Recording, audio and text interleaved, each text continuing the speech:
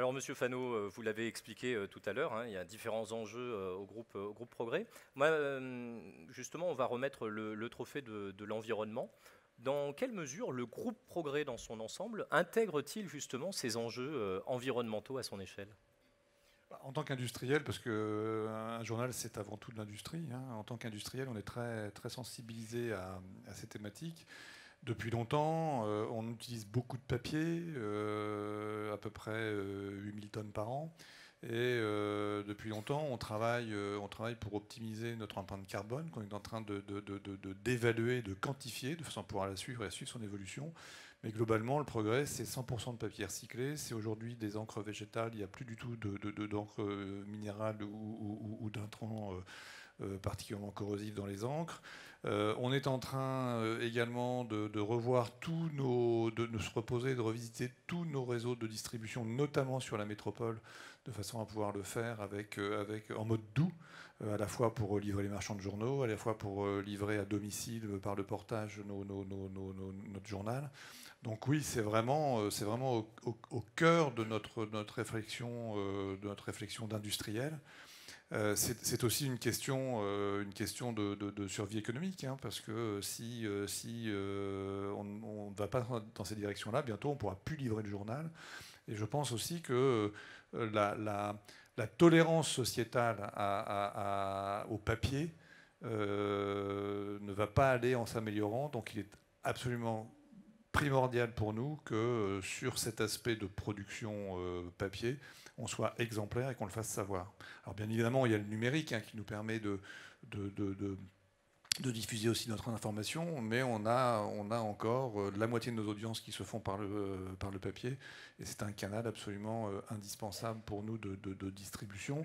Et c'est aussi un canal d'information pour bon nombre de citoyens dans les plus seniors, je dirais, qui n'ont pas encore fait le saut du numérique, et il faut à tout prix qu'on arrive à maintenir cette activité print de façon à ce que on ne soit pas dans des déserts d'information. Je pense que les politiques commencent à réaliser l'importance de la présence de presse partout sur le territoire. Très bien. Bah, écoutez, merci pour ces précisions. Donc on a bien compris une transition numérique, mais aussi une transition environnementale. Eh bien, je vais inviter notre hôtesse à vous remettre l'enveloppe, enfin le papier qui va nous permettre de dévoiler le trophée de l'environnement. On sait bien s'il y a écrit gros, donc je n'ai pas besoin de mes lunettes. Très bien. Donc le lauréat est la ferme urbaine des Girondins. Et donc, j'invite Gaël Studley, responsable projet aménagement de chez Aliade Habitat, Pascal Dalix, architecte du projet, associée cofondatrice de l'agence Chartier Dalix, et Rémi Junquera, urbaniste architecte. Venez, serrez-vous bien au centre scène. Hop, Monsieur Fano, on va vous laisser de l'autre côté. Vous leur remettrez le trophée juste après, parce que je crois qu'ils vont passer sur le grill de Virginie. Un petit peu. Gaël Studley, bonsoir. Bonsoir. Félicitations. Merci. Alors, vous allez nous expliquer quels étaient les objectifs d'Aliade Habitat à travers ce projet. Alors, le premier objectif d'Aliade Habitat, c'était de vraiment assumer une responsabilité environnementale dans le cadre de ce projet. Ce projet permet de ramener de la production agricole au cœur de la ville, au sein d'une opération de logement. Et on a également une partie de la production qui est vendue sur place dans un local dédié. Donc ça nous permet d'avoir vraiment un circuit court avec des produits de qualité. Notre deuxième objectif, c'était d'améliorer le cadre de vie de nos locataires. Les futurs habitants vont habiter dans un cadre très agréable avec une ferme, donc une serre en toiture terrasse, un espace plein champ et également un jardin potager. Donc c'est un peu un environnement qu'on appelle un paysage comestible. Et on cherchera aussi à terme à avoir vraiment un lien avec l'exploitant agricole via des animations, notamment au niveau du potager. Rémi Junquera, comment vous avez pu mettre en valeur la relation entre habitants et culture avec ce projet ?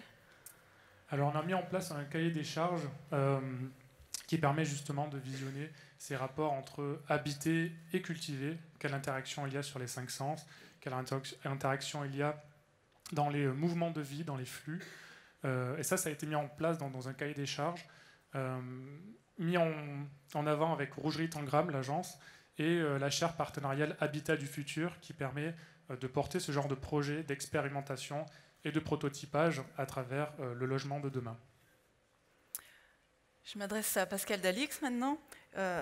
Accueillir une ferme urbaine donc, sur le toit, je crois, qu'est-ce que ça implique sur l'architecture ?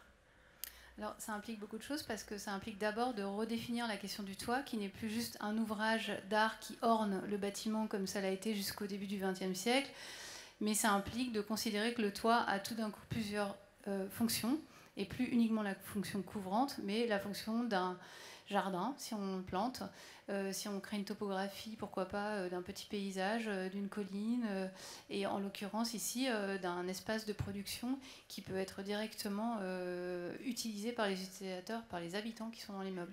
Donc ça redéfinit un des fondamentaux de l'architecture, qui est le toit. Il y en a d'autres, il y a la fenêtre, il y a le rez-de-chaussée, etc. Donc c'est très très impactant pour l'architecture. Et c'est quelque chose de récent. Je crois que c'est pas un projet qui se voit partout. Alors, l'agriculture sur les toits, on va dire qu'il y a un boom depuis une vingtaine d'années dans les villes denses. À New York, ils ont commencé bien avant. À Paris, Lyon, on commence un peu plus tard. Mais quand même, il y a une énergie très très forte dans ce sens-là. Après, dans l'histoire, de façon beaucoup plus ponctuelle et insolite, ça existait dans l'Italie Renaissance, ça existait, on en parlait tout à l'heure, dans le cloître du Mont-Saint-Michel, de l'Hôtel-Dieu. Enfin, voilà, c'est une vieille histoire que l'homme a nouée déjà depuis longtemps entre l'architecture, le comestible, le jardin et son habitat. Très bien. Merci Bravo beaucoup. encore. Alors on va inviter Monsieur Fanou, vous avez 2 trophées, un pour maître d'œuvre ouvrage et l'autre pour l'architecte, d'où les 2 trophées à décerner ce soir. Merci beaucoup. Voilà, félicitations, on peut les applaudir. Ils inaugurent notre soirée. Alors justement, vous allez prendre la pause, mais juste à côté. Alors on va vous inviter à redescendre de scène. Laissez-nous bien les micros, parce que les suivants ne pourront pas parler.